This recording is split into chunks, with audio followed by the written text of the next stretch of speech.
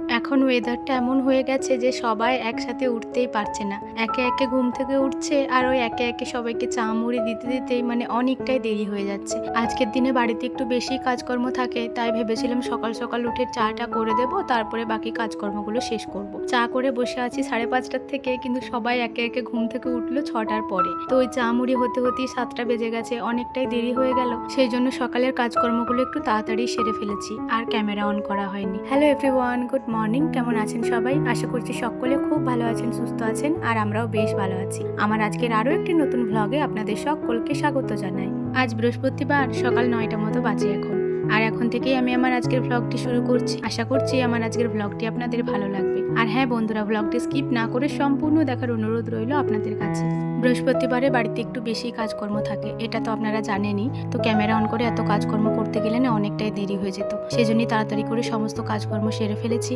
আর তারপরে দেখুন স্নান করে নিয়েছি। স্নান করার পরে তুলসী মন্দিরটাও ধুয়ে মুছে নিয়েছি। তারপরে দেখুন শাড়িটা পরে নিলাম, আর চুলটা একটু হাত খোপা করে বেঁধে নিলাম, কারণ এখন তো পুজো টুজো দেবো, চুলের জলগুলো না হলে আবার পড়বে। কপালে সিঁদুরটা লাগিয়ে তুলসী মঞ্চে এলাম। আলপনাটাও প্রায় শুকিয়েই গেছে। এরপরে তুলসী গাছে একটু জলটা ঢেলে নেব। গাছের গোড়ায় জলটা না ভালোভাবে যাচ্ছে না, বৃষ্টি পড়ছে সেভাবে স্যাঁতসেঁতে আছে বলে কিনা জানি না, না হয় মাটিটা একটু শক্ত হয়ে গেছে, ওটা মাটিটা একটু ভালোভাবে কুড়ে নিতে হবে। তো যাই হোক, এখন ওই একটু মতো জল ঢেলে নিলাম, আর তারপরে ফুলগুলো দিয়ে চারিপাশটা একটু সাজিয়ে দিচ্ছি।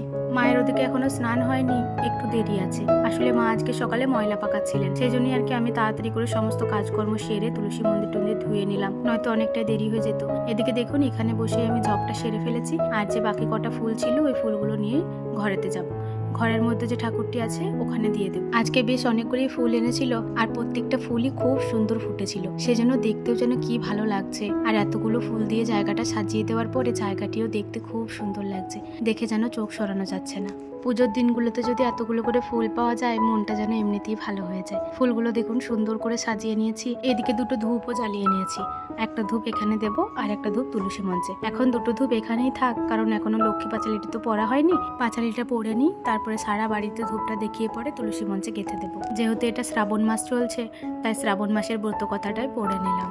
জানেন তো বন্ধুরা, যে কোনো কাজকর্ম করতে না আমার একটু বেশি সময় লাগে, কারণ জিনিসটা পারফেক্ট না হলে আমার আবার ভালো লাগে না। আর পুজোর দিক দিয়ে তো আরোই, পুজোটা দিতে যে আমার কত সময় লাগে কি বলবো আপনাদের। মা তো শুধু আমাকে ডেকে বেড়াবে, এখনো হয়নি তোমার, এখনো হয়নি তোমার। কিন্তু কি আর করব বলুন তো, এই জিনিসগুলো না আমি কিছুতেই তাড়াতাড়ি করতে পারি না, যতই চেষ্টা করি না কেন। আর সে কারণেই পুজোর দিনগুলিতে আমি একটু তাড়াতাড়ি ওঠার চেষ্টা করি, যাতে সমস্ত কাজগুলো ধীরে সুস্থে করতে পারবো, সেই জন্য।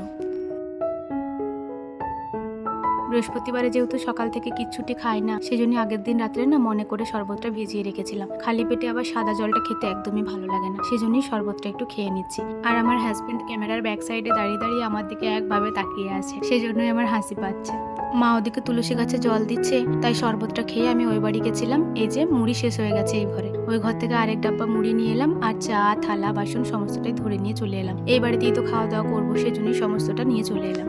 আজকে স্নান করে পুজো দিতে বেশ অনেকটাই দেরি হয়ে গেছিল, সেজন্য সকালবেলায় জল খাবার আর কিছুই বানাতে পারিনি। আমাদের গ্রামের শেষ মাথায় একটা মিষ্টির দোকান আছে, ওই মিষ্টির দোকানটিতে নিরামিষ চপ হয়, সেজন্যই আমার হাজবেন্ড কটা চপ এনেছিল, আর সেই দিয়ে সবাই মিলে মুড়িটা খেয়ে নিয়েছি। আর তারপরে দেখুন সমস্ত বাসনপত্র নিয়ে কলপাড়ে চলে এলাম। এরপর সমস্ত বাসনগুলো এক এক করে মেজে নেব। জানেন তো বন্ধুরা, এখন তো ওয়েদারটা বেশ ভালো রয়েছে, তাই শাড়ি পরতে না খুব ভালো লাগছে, সেজন্য শুধু মনে হচ্ছে শাড়িটাই পরে থাকি সবসময়। এমনিতে আমি শাড়ি পরতে খুবই ভালোবাসি জানেন, কিন্তু এই গরমের কারণে আমি একদমই পরতে পারি না। তবে এখন গরমটা একটু কম থাকায় মাঝে সাঝেই শাড়িটা পরছি, খুব ভালো লাগছে নিজেরই।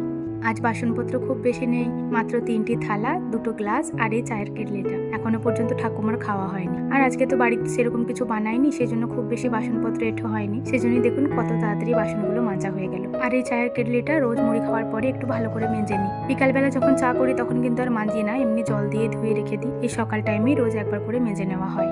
আজকে তো খুব একটা বাসন নেই, তাই আর পাম্পটা চালাবো না। শুধু শুধু পাম্পে কত জল বের হয় বলুন তো, অনেক জল নষ্ট হবে, সেজন্যই ভাবলাম কল পাম্প করে করেই বাসনগুলো না হয় একটু ধুয়ে নিই। এই কটা বাসন কল পাম্প করে করে ধুতে খুব একটা অসুবিধা হয় না, তবে যখন অনেকগুলো বাসন হয়ে যায় না, এই কলটা পাম্প করতেই একটু অসুবিধা হয়। ওই যে ওই পাশে পাম্পটা রয়েছে বলে, সেই কারণেই বেশি বাসন হয়ে গেলে তখন পাম্পটা চালিয়ে নিই।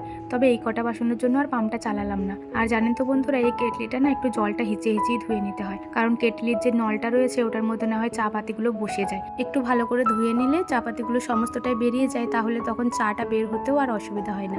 বাসনগুলো সমস্তটাই ধোয়া হলো আর এদিকে দেখুন বৃষ্টি শুরু হয়ে গেছে। মাকে তাই ডাক দিচ্ছি যে মা তাড়াতাড়ি আসুন, বৃষ্টি শুরু হয়ে গেছে। মা ওদিকে গেছে জামা কাপড়গুলো তুলতে। বাসনগুলো আমি সিঁড়িটার উপরেই নামিয়ে রাখলাম। মা ওদিকে শুকনো জামা কাপড়গুলো সমস্তটাই তুলে নিয়েছে। আমি তাই বলছি যে এই আধ ভিজে জামা কাপড়গুলো তুলে নেবো কি? মা বলছে থাক, বৃষ্টি হবে না মনে হচ্ছে। এখনকার দিনের বৃষ্টি জানেন তো, হট করে আসবে আবার হুট করে চলে যাবে, মানে এরকমটাই হয়। খুব বেশি জোরেও হবে না, ওই টিপটাপ টিপটাপ করে 2-1 ফোঁটা হবে, তারপরে আবার থেমে যাবে। মাকে তাই আমি বললাম যে ওখানে যে ময়লাগুলো পাকিয়েছেন ওগুলোকে ঢাকা দিয়ে আসবো। মা বলছে থাক, বৃষ্টি হবে না মনে হচ্ছে।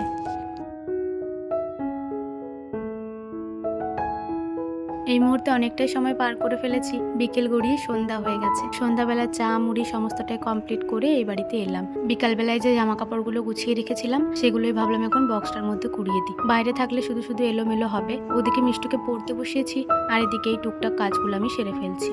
এক বন্ধু আমাকে কমেন্ট করেছিল যে দুপুরবেলায় খাওয়া দাওয়াটাও একটু শেয়ার করবে। আসলে দুপুরবেলার রান্না বান্না সমস্তটাই তো কাকিমা করে, সেজন্যই ওটা আমি আর শেয়ার করি না। তবে তুমি যেহেতু কমেন্ট করেছো তাহলে পরের দিন থেকে অবশ্যই শেয়ার করবো। আজকে তো আমি আর কমেন্টটা দেখিনি, তোমার রাত্রেবেলা দেখেছিলাম, তো পরের ভিডিও থেকে আমি দুপুরের খাওয়া দাওয়াটাও আপনাদের সাথে শেয়ার করব। আর বন্ধুটি এটাও বলেছে যে ব্যাগটা অনেক সুন্দর হয়েছে, তার জন্য তোমাকে অনেক অনেক থ্যাংক ইউ।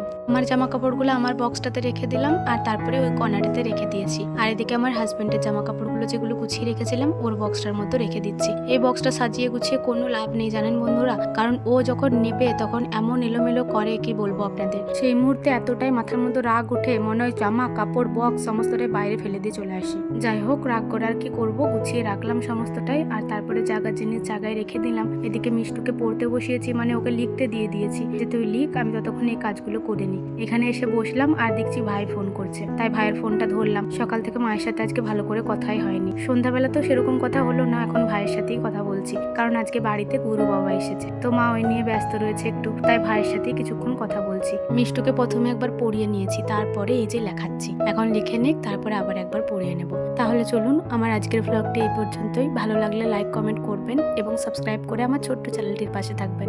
সবাই ভালো থাকবেন, সুস্থ থাকবেন, আবারও দেখা হবে।